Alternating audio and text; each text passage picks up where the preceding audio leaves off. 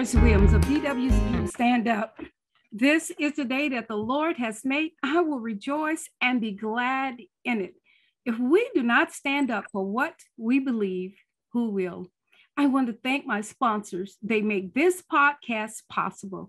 If you are a leader, a professional, an entrepreneur who is feeling frustrated and anxious because you're not performing at the level that you know you're capable of, then unlock your life today and get your complimentary strategy session with Coach Kim at unlockyourlifecoach.com. Now, DW's View Stand Up has also been sponsored by the American Patriot, Mike Lindell of MyPillow. The promo code is Stand Up. Call 1-800-645-6436. Log in to www.mypillow.com/stand up to get this wonderful promotion. And finally, please contact me to access my DW's View Patriot Shopping Club. You can switch from the big box retailers to a Patriot-owned business where you can shop for products that are better, safer, and less expensive than the stores. And you're saving 30 to 50% on products made right here in America. And to my audience, I want to thank each of you for listening and watching this podcast each time it comes out. And I am blessed to introduce you, my special guest, to Jonathon Peck. Now, Jonathon is a candidate for San Diego County Sheriff. He stands for the Constitution and in its original intent to provide government, limited government, and the protection of individual rights against tyranny. Now, Jonathon has been in law enforcement 19 years. His oath of office drives his focus to preserve, uphold, and defend our God-given rights. He is married to his wonderful wife, Arlene. They have been blessed with 4 beautiful children, and his family are here in San Diego County. What a blessing, Jonathon, to have your family right here in San Diego County. Most of my family, I have a few here, my immediate family, but most of them are in Texas. Majority are in Texas, so it's a blessing. So welcome to DW's View Stand Up. And I want to thank my friend Cindy Ferris. She suggested, you got to interview Jonathon. I said, well, Jonathon was too busy.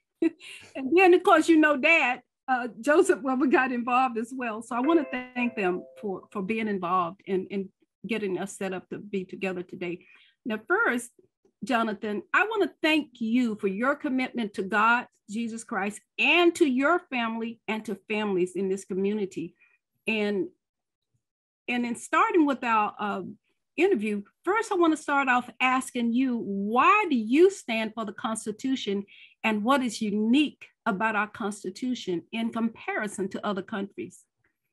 Well, I stand for the Constitution because, I took an oath and I swore that oath, and I don't believe I can break that without, completely ruining any credibility that I have as a man, really. And, our Constitution, we created that to preserve our God-given rights. So those rights came from our Creator, and we simply created the Constitution to tell our government that they're required to protect those rights that we were given by God. And it seems like, in the last few years, our government has, grossly overstepped, and they've really kind of taken the role of, they believe they're the grantor of those rights now, and they believe they can take those away. Basically they just have to give a good reason, like say COVID, and then they think they're somehow authorized to take away rights that they didn't give us and they have no authority to take. I totally agree with that. And of late, just this week, we've seen a big push on the abortion issue, and that could get you kicked offline just for even mentioning that and how they're using that. I mean, I'm not going to go into that, but I just think it's pretty sad how that hammer is used against the American people to beat us down and to strip us of the rights that came from God. Yeah. And all of those babies, they have the same rights we do. Yes. And it's just, they don't consider them human, and they can be scientifically proven to be human, which means they're entitled to all these same rights. Yep. Just think where we'd be if none of us would be here, actually, if it weren't for babies being born and at conception, not 6 weeks, 8 weeks later when you hear the heartbeat. That heartbeat is beating when God puts that egg and that sperm together. That's life. Yeah, and at that point, the baby has its own unique DNA. That's a separate human being. Yep, it sure is, because we can try to change our sex. We can try to change everything about ourselves, but that DNA is ours no matter what we think or who we think we are. That's stamped on us by God and God alone. Yes.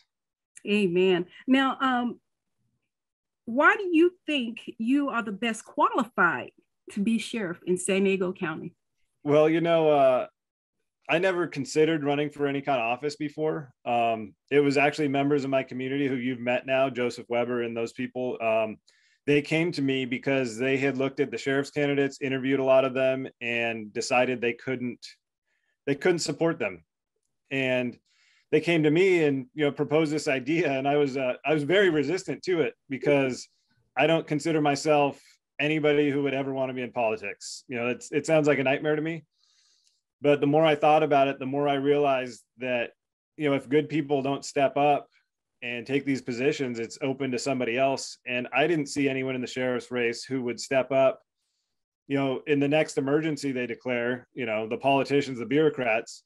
I don't think there's anyone else who would step up and say, no, we won't enforce these unconstitutional rules and we won't oppress the people. And on top of that, we will come after anyone who does attempt to do that. Yeah, well, that's so critical to have people in office who are going to stand for righteousness at a time when we're just plummeted with evil. It's just pure evil. And we have to call it what it is. I know sometimes people, why do you say that? But because it's true. Yeah, it's not political differences at this point. It's good and evil. Yeah, exactly. Good versus evil. And we know that God is on the side of good and not evil. Yes. Yes, amen. Now, I say that you say that you realized, and I read your bio, and I'm kind of going by your bio. Yeah. You realized you needed to run for sheriff to model the principles that you teach your children. What are those principles, Jonathan? Well, so in the last 2 years in particular, I watch the news with my kids and point out all the things going on that are, violations of our rights. And I've been telling them that the reason these people are in these positions is because we left them open. We were living our lives, didn't pay attention. And then they snuck in and took all this power.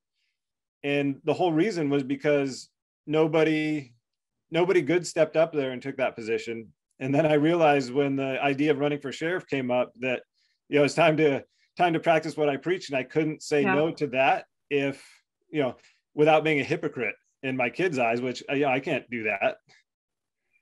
Yeah, well, thank God that you did that, and that you're a parent who takes seriously what's being taught to your children, and you can been there to counter that and teach them what's right. I think that is wonderful, and I think more parents and grandparents have to get involved, because we know the indoctrination is horrible. What's happening to our children, especially in the public schools and even some of the private schools.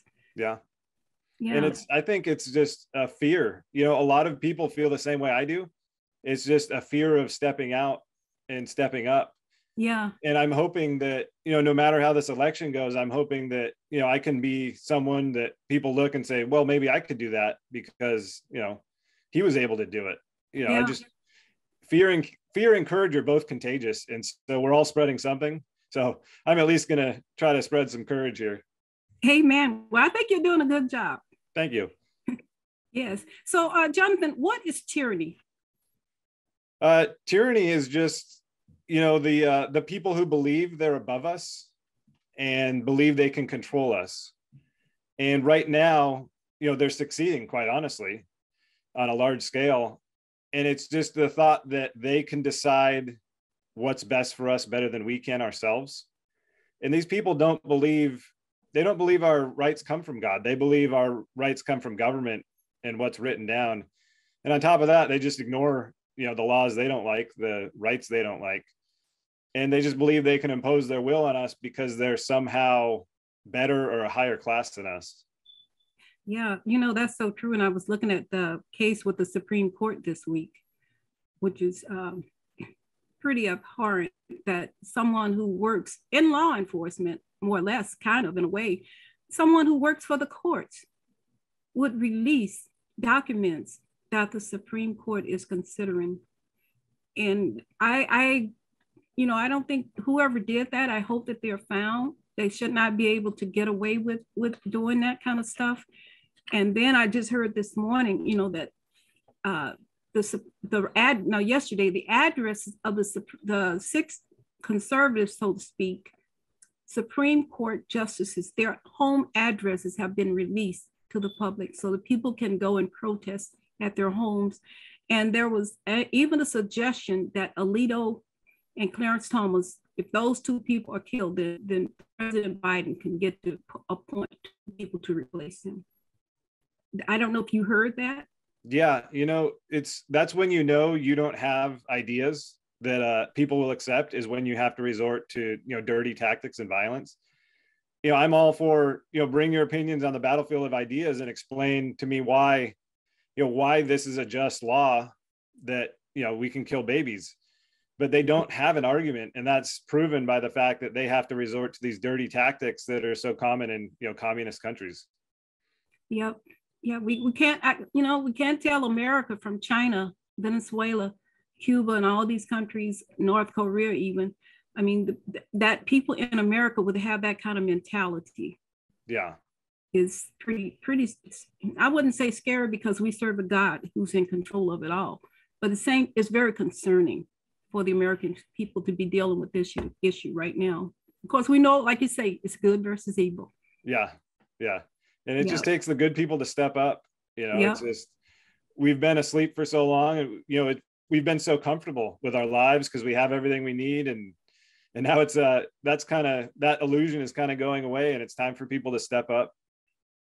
Oh yeah, big threat. And I was listening to some people this morning said, I looked at my 401k and it went down this many points. It says, like, wow, with all the spending and all the things that are going on in our government, it's really ripping and stripping the American people of hard work they put into, to maintain their health and their wealth for their family. And that's been stripped away by massive debt and spending from our government. Yeah. And when these people, when they're desperate, they'll be more willing to accept a leader who just says, hey, I can help, I can end this, just give up your rights to me. And that's my concern is, the strong man or whoever comes along and says, I can fix this, just give up your rights. And I think that's the real danger coming here. Yeah, it really is. It really is. Now, having access to a concealed carry permit is a big issue in San Diego County. Now, would you discuss how you would handle concealed carry permit? Yeah. So first of all, I don't think there's anything in the Second Amendment that says the people need to ask their government for permission to carry weapons for their protection.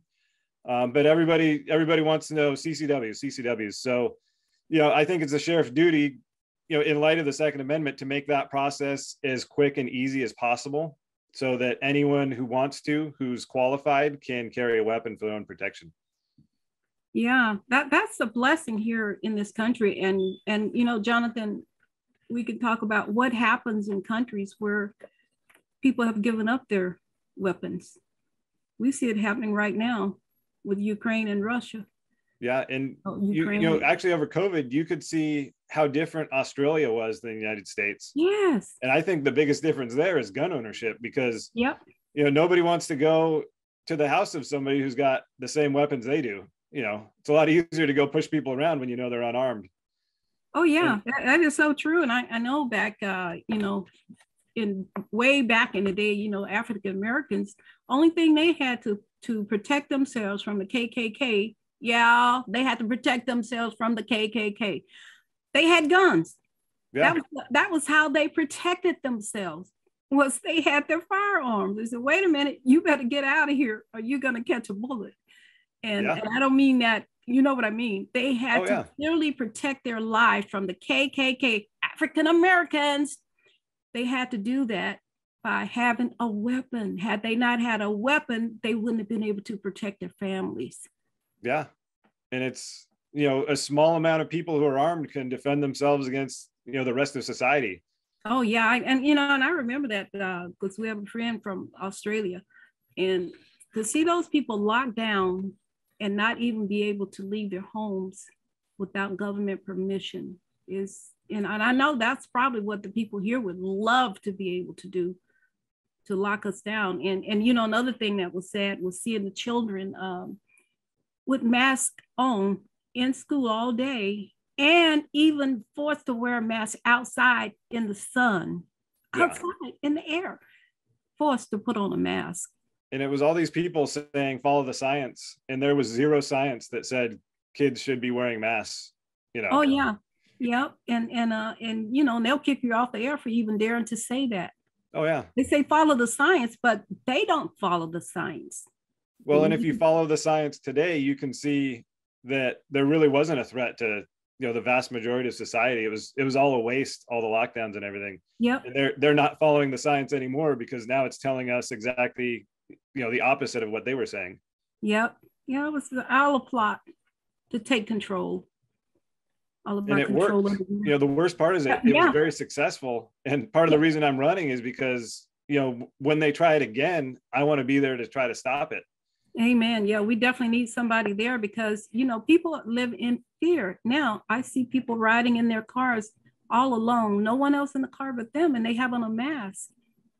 And I see people just fearful. And I'm not saying don't be cautious, not at all. Yes, be cautious. If you want to wear it, fine. But what I don't like is being forced. Exactly. That's Personal not choice is so important. Yeah. And so I have a 10-month-old son, and there are a lot of kids his age who haven't really seen people without a mask on. And it's just devastating to think about that. And my mom took him to the store like a month ago. Mm-hmm. And he saw a nice old lady came up to him because he's, absolutely adorable, came up to say hi to him, and she was wearing a mask, and he, broke into tears because, he just started crying because he hadn't seen people in masks. And it is a scary thing to have somebody come up with their face covered, but now we're normalizing that in our society. Yeah, and that's sad. That's very sad. Because I see it happening, Well, and then, it used to be people who wore masks in public, they were committing crimes. And now you can't tell who's who. And it's so easy for criminals to disguise themselves, pull off a daylight robbery, and they're unidentifiable. Yeah, that is totally true. But it's loud when we see people going from store to store, robbing and stealing in the stores. And they say, oh, well, yeah, it's okay for you to rob and steal this store for up to $900. It's okay. And then you just go from store to store and able to get away with that. And it's acceptable. Yeah. And if we accept that, we're not going to have stores anymore. No. That's where this goes. So if you like having stores, you got to make sure this stops happening, which means you got to put pressure on your elected officials to make it stop. That's true. Because look at I believe so many of the Walgreens closed in San Francisco for that very reason. And in other communities, where do seniors go who live in these, criminals they only think about themselves. What happens to grandmother who can't go across the street to get her prescription filled? And it seems like nobody cares about that. No, that's anyway, this is state of affairs, but yet we have to have people like you and people who run for office and people who get out there and tell the truth about what's happening in our society. Now, Jonathan, how would you compare your work in law enforcement in Los Angeles as compared to working here in San Diego? Was there a difference? And I know things are real different in Los Angeles now. Yeah. With that, what's his name? I don't even. Sheriff Villanueva. Well, no, not him. Oh. The other one that they're trying to recall.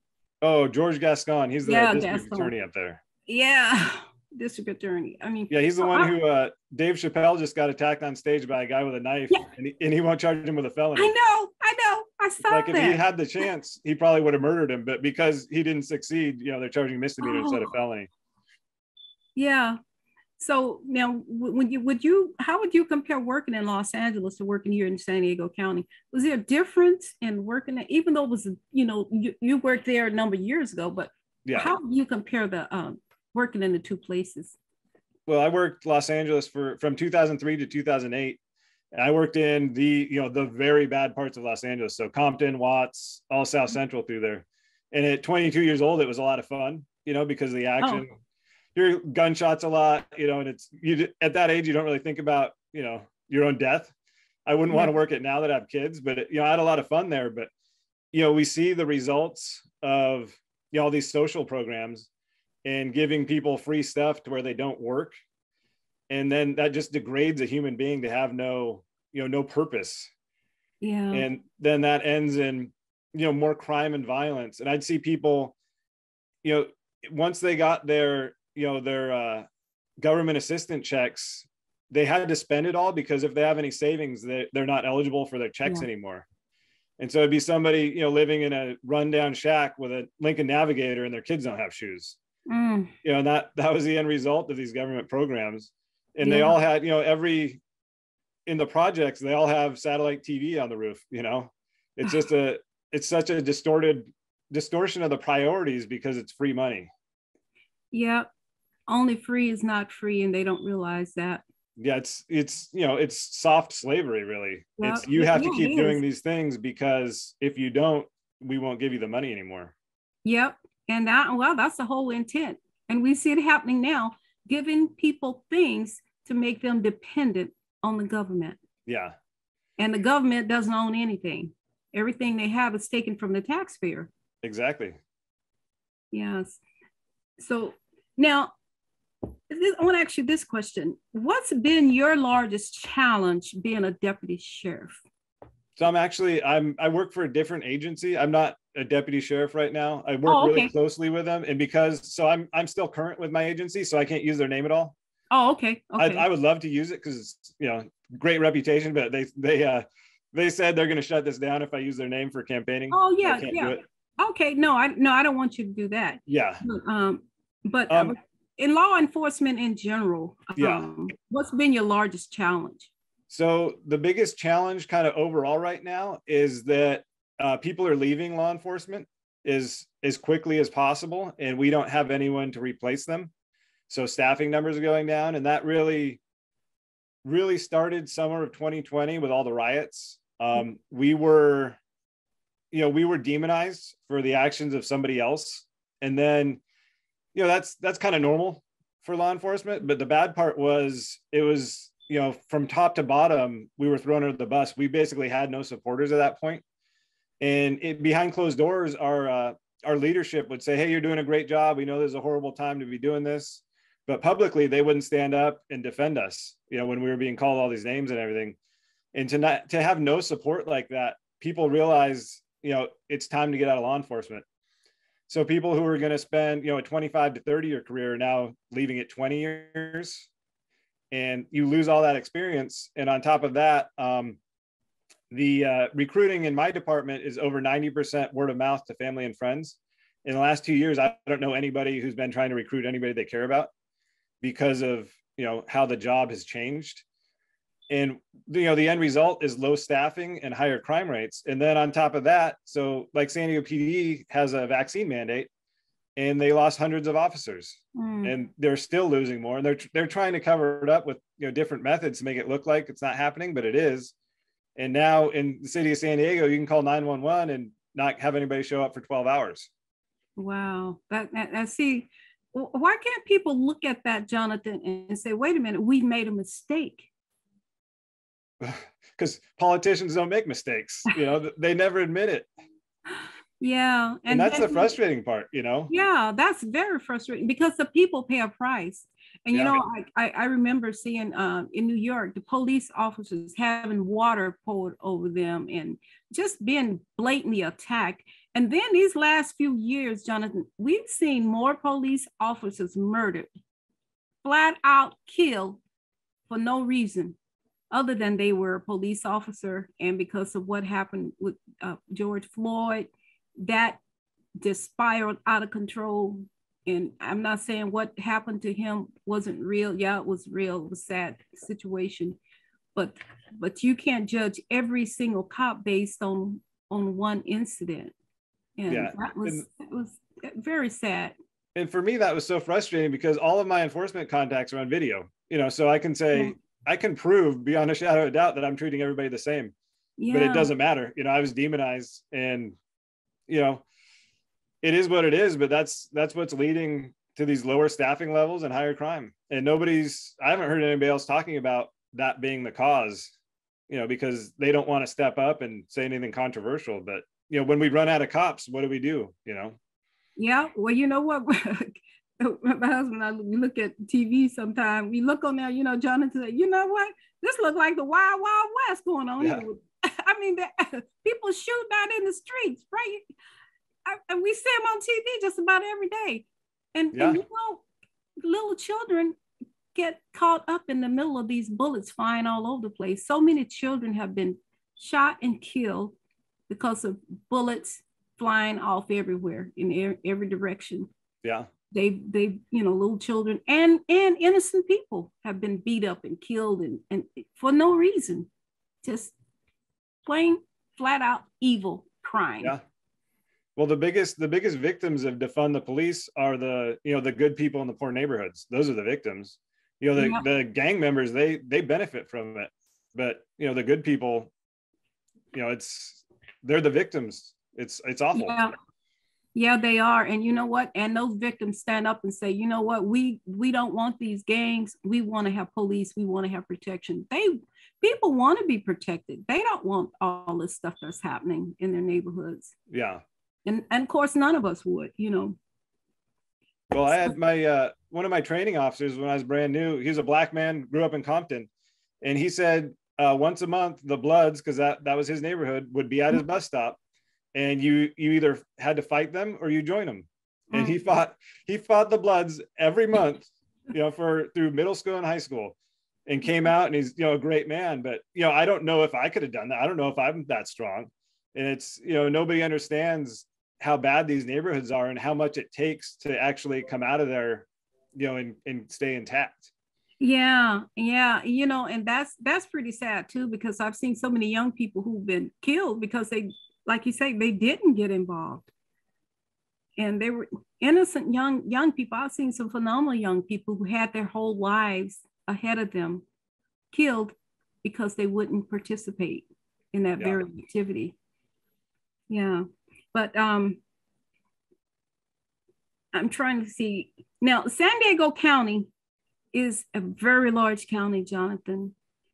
Would you be responsible for budgets and complaints and hiring and training deputies, the county jails, and the complaints that come in against the county jails? I noticed that's been a big thing lately in San Diego County. Are all those things some of the things that you would be responsible for as the sheriff? Yeah, so ultimately the sheriff is the top spot for all of that. There are people specifically that run those things day to day, but the sheriff is ultimately responsible for all of that stuff. And the jails is a big issue because we have a higher rate of jail deaths than comparable cities. And part of the reason for that is our jail deputies right now, they work 12-hour shifts, and then they get mandatory overtime on top of that. So they may work a 12-hour shift, which is, if anyone's never done it before, that's a long time. And, by hour 12, you're kind of beat. And then they get another 6 on top of that. And they still expect them to perform at the same level, hour 2 as hour 17. And it's just not possible. And, and they have low job satisfaction because of that. And we know that people who don't like their jobs aren't going to do as good a job. So it's just, compounding problems. And then most of the people booked into the jails are under the influence of something. They get an initial screening from a medical professional on the way in, but after that, it's up to the deputies to kind of monitor them and make medical evaluations, and they're just not qualified to do that. I know that, I know there was an issue with complaints against people dying in jail, and but they don't get to the bottom of what caused it though. All they do is point to the jail, point to the county, and say, "Oh, too many people are dying in jail." Yeah. But I never hear them asking why. Why are people dying in jail? Well, and these people, if they have a medical emergency in the jail and they're taken to the hospital and then end up dying at the hospital, that still counts as an in custody jail death too. So Yeah. it's not necessarily people are dying in the jails; it's they were in custody and then die at the hospital. Hmm. Yeah, that's something that needs to be addressed. Why people are dying Yeah. in jails, and put the responsibility where it needs to be instead of blaming the police or blaming the sheriffs. Well, and then you get drugs inside the jails because you don't have enough deputies to search everyone coming in and out adequately. And so you have jail trustees, which are inmates, they're low-level inmates that have more access to more areas of the jail. And when they go into say a low security area where things are dropped off, supplies and everything, they'll do drug pickups and bring them back in, and the jail deputies don't have enough time to properly search everybody. So you get more drugs coming to the jails, and then you get overdoses and deaths. Oh yeah, I was just looking just last week at over at George Bailey. I know that's out by Donovan prison. I saw a young man died just last week, Yeah. overdose of drugs, and I've heard it before in prison. So the drugs get into the prison, but someone has to bring them in from the outside. Yeah. They don't just miraculously just kind of appear, Yeah. And I was joking with some deputies the other day, and they're joking that to staff the jails, they're going to start giving out job applications when they release inmates, because nobody wants to do the job. Well, knowing this government, they probably hire. Yeah. Yeah. Now, Jonathan, I want to ask you this. What is your greatest strength at being able to manage and train a large group of people and to maintain order within the department? I think my biggest strength is that I don't owe anyone anything. My allegiance is to the people.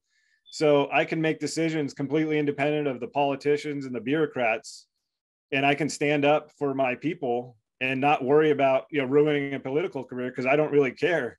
I'm not in this to get into politics. I'm in this to do the right thing and protect people. So I really don't care if they come after me and don't like me and smear me, because I'm not beholden to them. Amen. Amen. That is great. Now, do you see where improvements are needed in the sheriff department? And if so, are you prepared to implement them? So I think the first thing is, over COVID, we saw the sheriff's department arrest some people, on the beach, watching the sunset in their cars. They got tickets for that.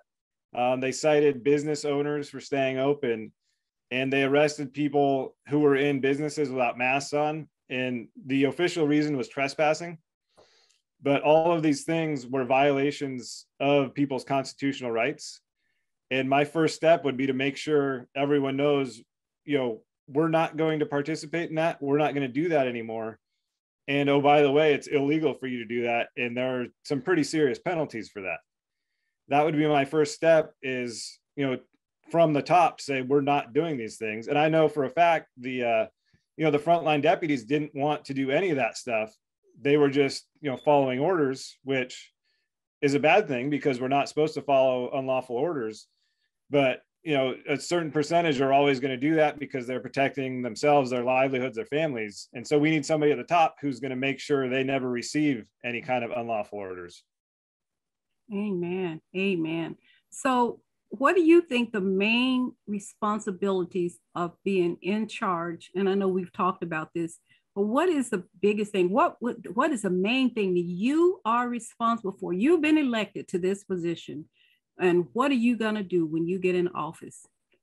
Well, the biggest thing is upholding the oath of office to protect and defend the Constitution. That's ultimately, those are our God-given rights, are written down in the Constitution. My first responsibility is to protect those rights for all the people of the county. Amen. Amen. And so now, would you have an open door policy where people have access to you, people in the community? I don't mean where they can just come up in your face, you know, you have to have a level of protection, but I mean, will you be accessible to the people? Yeah, you know, you're elected by the people, you need to be accessible to the people. And so anyone with concerns about how, you know, the office is running and how law enforcement is running, they need to have a voice, because that's the only way you can have public trust is if they believe they have a voice and you're listening. Amen. That's great. That is great. Well, that's kind of all the questions I wanted to talk to you about, but I want to give you opportunity to share anything that's on your heart that you want to share with the people. I just think we're at such a pivot point in our society, our nation right now, that we're either going to, you know, go towards the path of tyranny, or we're going to go back to our founding. And, you know, government as designed by our founding fathers is a really, really excellent protection for us. But government as practiced currently, you know, it seems like a pretty big threat to a lot of people. And I would say, let's try to get back, you know, back to the fundamentals and away from the other stuff, you know, and restore, you know, faith in government, because it's not a bad thing the way it was designed. It's a protection. And it's so very important that we don't just throw it all out and say we need to, you know, get rid of everything and start new, because that's, you know, I'm sure there are people with big plans. If we, you know, throw out the Constitution, there's a lot of stuff in there they'd like to change, but that's really our biggest protection. We just need somebody to enforce it. Yep, you're so right, Jonathan, because we see it every day that people want to take this American Constitution, which is the envy of the world.